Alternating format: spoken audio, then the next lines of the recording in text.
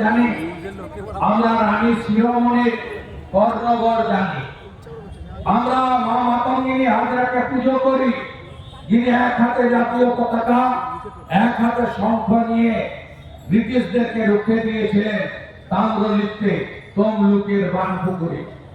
আজকে এই বাংলায় ভাবতে লজ্জা লাগে, একজন জিহাদি মুখ্যমন্ত্রী, যে মুখ্যমন্ত্রী নিজে মহিলা, তার আমলে সবচেয়ে বেশি মহিলারা আজকে পীড়িত নির্যাতিত নন স্টপ চলছে, এবং তারকে পুলিশ আছে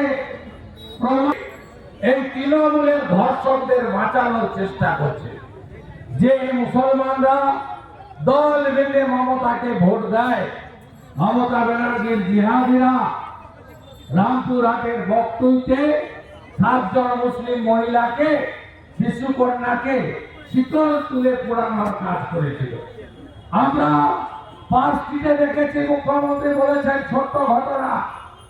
আমরা কাকদ্বীপে দেখেছি মুখ্যমন্ত্রী বলেছেন ধর্ষণ হলে 20,000 টাকা ক্ষতিপূরণ দেব, ফুল ধর্ষণ হলে, হাফ ধর্ষণ হলে 15,000 টাকা ক্ষতিপূরণ দেব।